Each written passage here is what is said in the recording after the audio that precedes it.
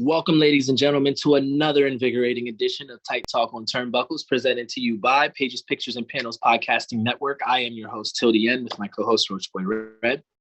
What's up, guys? Today, we have a host of great topics about the world of pro wrestling and its state of it today. Let's start off with, you know what? Let's just go off the top of what I remember you said that we're going to be doing. Cesaro and free agency in wrestling and how dangerous it's becoming. I'm just going to spitball here and give my random thoughts about this, but yet at the same time, not random because it's been plaguing me.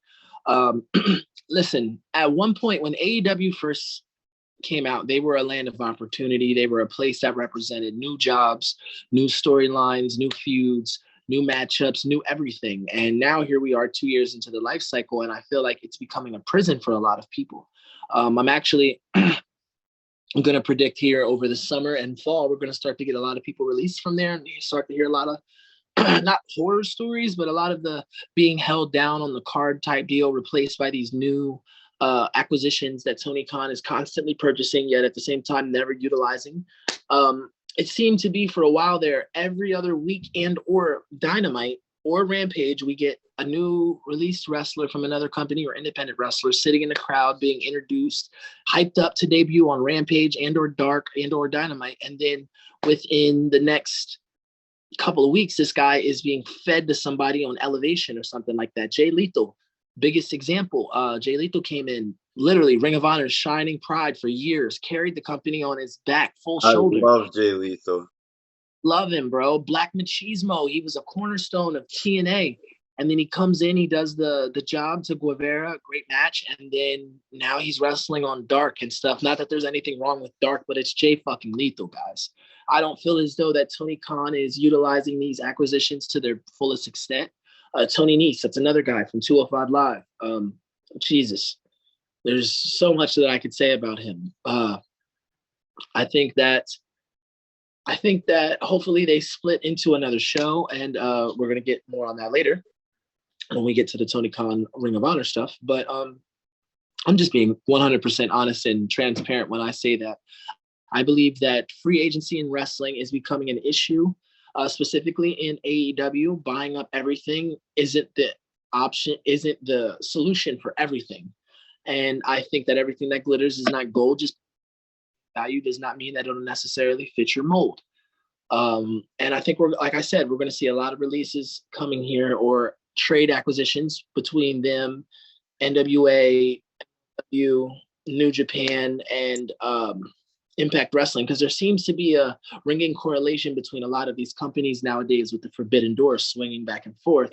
So hopefully we can see some of these guys be traded over. Like we heard last year, Sammy Guevara was supposed to be traded to Impact to go win the X Division Championship, which would have been amazing, by the way. But I don't know, man. What are your thoughts? Oh, absolutely. Well, like I say every episode, I guess, at this point, I have not been into AEW at as long as you for sure, but not that long in general. But what I've noticed is that it's like they're putting everyone over at once. And the more people that you're putting over, the less standouts you have. Like, everyone feels like a standout because they're top performers and stuff, but no one as characters ever stands out to me in AEW. And if they do, it's probably because there's something absurd like Jungle Boy and Luchasaurus. That is one of the funniest, most ridiculous concepts, and I'm here for it. But characters like that aren't even like being put over. Like Hook, Sammy Guevara, Darby, they are all being put over at the same time as like these old guys like Chris Jericho and them. And it's just starting to feel a little oversaturated as a whole. I agree. I 100% agree. I think the answer is to maybe split it into two shows or make Dark a bit more or Rampage more of its own continuity, maybe get a championship or two over there. Even just they have a championship problem. There's too many championships there too. Like the FTW championship, I understand it's not officially sanctioned, but we're promoting it. So like, why not make it a thing? Why not be able to make it mean something? You can put it on Dark. Have fucking Ricky Starks be the king of Dark. Have him fucking have. kids. Even splitting Dynamite, like making Dynamite the SmackDown of the shit, and like actually making it a full show instead of an hour-long show. Split the Right. titles solidly between the two shows, and then each show can have like their A, B, C rank card matches, and I think Absolutely. it would give us the old school WWE feel because the quality is there to feel like that, but Yeah. it just feels like they kind of don't know what they're doing with the like trajectory of the company as a whole, and it Right. seems like they've promised a lot of people opportunities on their way in, and Right. when you can't promise everyone that opportunity. Like the WWE was pretty brutally honest with people back in the day when they were coming in. They were like, "You might not make it. You're gonna have to work your ass off. You might go hungry this night, the next night, but if you want it, you'll get it." And Yep. AEW is pretty much. I feel like it's more pushed as, man, you want to escape the entertainment business and join an actual wrestling company. Uh, Right. and you can make it here. You can become a star here off of just your abilities alone. And then that brings so many top caliber performers over. But what does that do for you if like all of them are being pushed the same? There's no one who's really being pushed harder. At all. And that's an issue, man. Like, we'll see how it progresses. Now we got the first homegrown AEW championship. And I don't know, man. Like it's gonna be an interesting year. I can't wait to see how much more Hangman Page will hold on to the championship, who will succeed him. Hopefully we get to see some of these acquisitions start to be used. A championship challenge series weekly would be nice. Where we're seeing these people get to be used and be used in the right way. Let's see Keith Lee, what he does with this Face of the Revolution championship shot he has inside of this ladder match. So I don't know. Those are just my thoughts on free agency and the acquisitions of AEW and other companies and how it could be beneficial to them. On a positive note, though, in this oversaturation, Uh, every single match on in Revolution is going to be incredible. Oh my God. They showed through the match card the other night, and Yeah, every single time a new match came up, I was like, "Oh, I'm excited for that match. That's going to be crazy." And absolutely. like that's something to be proud of. That's like we were talking about before the show. That's like some WrestleMania 21, 22 shit if you have a completely A-list card. Like those were the Yeah, heydays of fucking WrestleMania was 19 to 22 probably. absolutely. Absolutely, bro. Absolutely. And I just can't wait to get back to fucking the territory system, which is what it's starting to feel like a little bit. Like these companies are starting to feel like territories. Once we get WWE on board, rolling the ball, and I'm starting to see a little bit of that as them letting Impact come in and represent their championship. So we're going to see where the year goes, man. By the end of this year, it could be a happy Pangea of wrestling. And oh God, we all And need I it. and I could even see us going into a new like Monday Night Wars type thing. That would be a good angle to recycle that story for viewers who have never even heard of the Monday Night Wars at this point. Like young viewers don't know shit about that. They don't even know like The Rock as a wrestler anymore. Well, now we just had the Wednesday night wars recently when Dynamite and NXT were on the same night, and I'm got to be honest, they were producing some of the best content running at the same time. Oh my God, dude. So I guess some would say that AEW won because WWE conceded and got off of there and went to Tuesdays. But even when it was on Tuesdays, NXT was still beating them in the ratings sometimes. And I don't know, man. It was a great time for wrestling. Now, I mean, kind of what we're in now, this period that we're in is birthed off of that boom of ratings and stuff because that regenerated interest in pro wrestling. And with the interest came the money, the wrestling, like people coming back to wrestling. I don't think Bill Goldberg comes back to wrestling as much as he does without it being as popular as it is. I don't think you see Bill Goldberg in 2006. Why? Because you didn't. You know what I mean? There was matches then he could have had. Could you imagine height of his popularity, John Cena versus Goldberg? I don't know. That'd have been good. So I guess on the topic of free agents in the companies, I know you wanted to talk about Cesaro. Yes. Yes. Cesaro, aka Claudio Castagnoli, aka the King of Swing. He is now officially a free agent from WWE's Tyranny. Um, This is a day that I never thought would come. He seemed like a lifer now, somebody that would be with them forever and never be free of Vince's evil grips of mid card madness. Um, I think that the possibilities for him are endless. I hope, again, this leads back into it's a callback to our last segment. I hope we don't see him inside of AEW because I don't think there's any opportunity there for him right now. They're not really marketing monsters. Not that he's a monster, but he could be either, man. He wrestles like somebody my weight, but he has the strength of 5 knees. It's insane, bro. He's a wrestler's wrestler, and Cesaro, aka Claudio Castagnoli, was a standout in Ring of Honor. He was a standout on SmackDown, Raw, NXT, you name it, bro. The earliest days of NXT when it was him versus Tyson Kidd, versus oh man, Neville and Sami Zayn. Those were the best days of NXT to me when it was grassroots and he was a part of that. And now that he's free, honestly, where I'd personally like to see him go, I'd like to see him go to Impact or the NWA, because a series with Nick Aldis or Matt Cardona, Trevor Murdoch, that would be great. Then you got Impact, which is just, they just have a great product, and we'll get more on that later. But yeah, man, what do you think about Cesaro being free? Well, I didn't even I naturally just assumed he'd go to AEW because that's where everyone goes. But to your point, I would love to see him go to Impact Wrestling. Oh man, I think he could shine there. I don't know. I think that's the company right now that's where you can go to get to actually be an up and comer who gets their shot. The WWE's too worried about pushing the same characters all the time. Like, no matter what, at the end of the day, you're not going to get over on Roman Reigns. And that sucks. And AEW, your chances are the same as everyone else, which is really, that's almost harder than trying to get over on Roman Reigns, is getting over Yeah, on the entire locker room. And right. Impact Wrestling is so underpopulated right now, and it has a lot of good talent and a lot of good opportunities. And I think every time I've seen Impact in the past few months, it seems like it's a lot of guys who would be really good at putting other people over too. Like really good performers, but not like necessarily the best promo performers. Not saying like the entire company, but uh, Yeah. generalization speaking. But Yeah.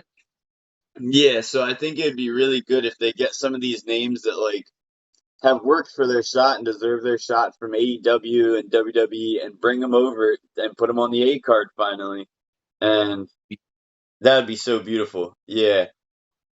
Yeah. I think that Impact right now, I guess this is kind of a segue into one of our other segments right now. Perfect.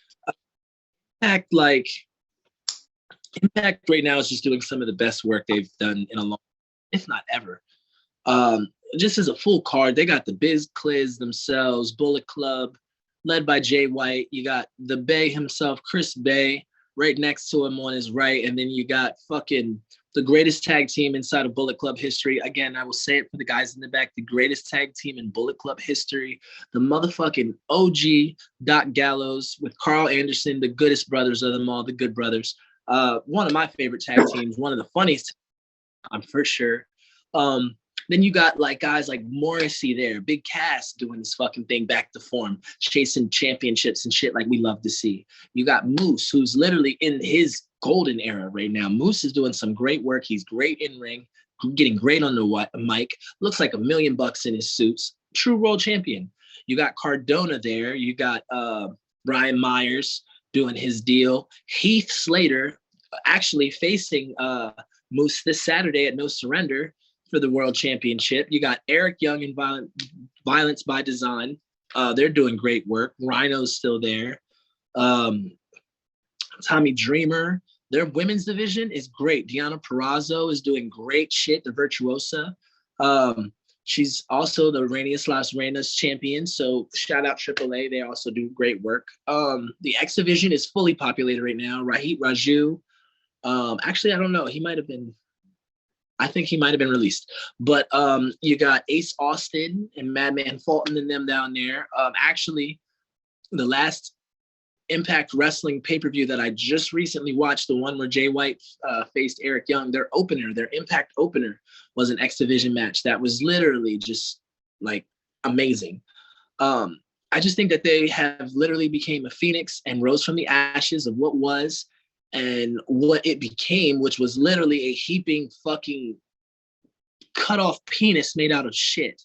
Like that's exactly what Impact became for a few years there. And they rose from the ashes. They rebuilt. Eddie Edwards, how did I forget about that? Honor No More, that whole fucking deal they got going on with Ring of Honor right now, Impact versus Ring of Honor. These are things that as a teenager I dreamed of. And now it's really happening. So like shout out to Impact for getting their shit together. This was really just like to give my thoughts on that and get yours, but what do you think? Bro, all right, so after I fell off on WWE a good bit before I fell off on TNA at the time, and it was just transferring over into Impact Wrestling as a whole, and I stopped watching. But Yeah, I don't even know as a kid, I don't know what sparked me to watch TNA for the first time. It might have honestly just been a third party wrestling magazine that like I saw like some of the wrestlers in the TNA roster, and I saw some wrestlers I recognized from WWE as well, like Rhino and stuff. And yeah, some of the characters just caught my attention. Ever since then, I've been in love with it. The X division is such a it's almost like the cruiserweight division, but with a little bit of extra spice on it. It's so fucking creative. Every wrestler in the X division is always like top quality, and some of the best some of the best memories of matches I've had were X division matches. Uh, but I would love to see. I definitely love that. I love to see that Impact is back, and I'd love to see it step up to like the top quality company it was like back in the heyday of my time watching it. Like even up to like Sting's comeback and post or like a while after that, Impact was insane to me. And I don't know. I definitely am excited, and I would love to see some of these guys from like WWE and AEW who were TNA guys and shit go back to Impact. Honestly, yeah. Well, I mean, only time will tell, man. Impact is definitely a fruitful place to bountifully show your talent. So let's just see what happens, man. No Surrender will be happening this Saturday. So if you're an Impact Wrestling fan, a TNA Wrestling fan, or just a Laps Wrestling fan altogether, make sure you go get the Fight TV app and purchase that pay-per-view. Or if you have cable, go to your local pay-per-view provider and make sure that you order it. It's going to be a blast. I'll be watching. We'll be watching. It's going to be amazing. I promise you. So check it out. Um, Moving to what could be, I believe, our last segment of the evening, Tony Khan and his acquisition, supposed alleged quizás acquisition of Ring of Honor Wrestling, the Honorable Ring, a place that literally cultivated so many different talents that we grew up on: AJ Styles, Cesaro, Seth Rollins, Daniel Bryan, Austin Aries, Chris Hero, the Briscoes. The list goes on and on and on and on and on and on and on. Anybody in the last 15 years that came through the Indies went through there. So honestly, not to take up a lot of time on this because it's alleged, I'm just going to give my thoughts on what this could mean. I personally believe that this could mean a second show for AEW because I feel like having two shows that isn't necessarily in the best interest of either of them. But if they work cohesively or it's being absorbed into AEW or something like that, I think it could make for an interesting storyline and it could bring the Honor No More deal over that way. So I don't know. I think that this could feed into a lot of Forbidden Door ramifications, and I'm just here for it. And I would love to see the lifeblood of Ring of Honor, which literally fed me for years, fed you for years, fed all of the watchers for years. I would love to see it continue through a strong line like AEW and Tony Khan, who I do believe has wrestling's best interest in mind. What are your thoughts, Red? man, I I would love the idea. Like I said, I'm down for more wrestling every night of the week. And really, right now we can get wrestling every night of the week except for Sundays. But yeah, honestly, that's really about it. Honestly, I just would be down for more wrestling at any point. I'm really back on a big kick on the industries, both of them, honestly. Uh, Yeah. and I guess all three of them at this point. But yeah, I'm so excited for the future of the industries. Ring of Honor was Ring of Honor's brought some of the best talents into the company, and Easily. if they do like absorb into something AEW related, I just hope it keeps the same vibe and the same like it. I hope it holds the same weight that it did back uh in its own series. Right, right. Keep it same continuity, keep it same heart, soul, grit, feel, the pure Yeah. champ MMA rules. Keep that, like, keep the same grit. Like, don't fuck it up. But I think that I don't know, man. It's just gonna be a wild ride, and hopefully tonight we get that announcement. Tony Khan's hyping up some huge business announcement. He's going to announce on uh, Dynamite on the March 2nd edition of Dynamite to date this episode. So make sure you guys tune into that on TBS tonight as well on your local cable provider. If you have Sling TV or any of those affiliates that allow you to stream it, make sure you tune into the TBS station and do so because it is going to be an awesome card tonight. We don't have the official card right now. We won't even bother doing it. You motherfuckers have phones. You have computers. Go look that shit up. But yeah, man, it's going to be great. So as always, on that note, if you're good, Red, I'm super good. Yep. This has been a Pages, Pictures, and Panels production on the podcasting network that we love to do all of our shows on. And this has been Tight Talk on Turnbuckles. I'm your host till the end with my co-host Roach Boy Red. See you guys later. Peace.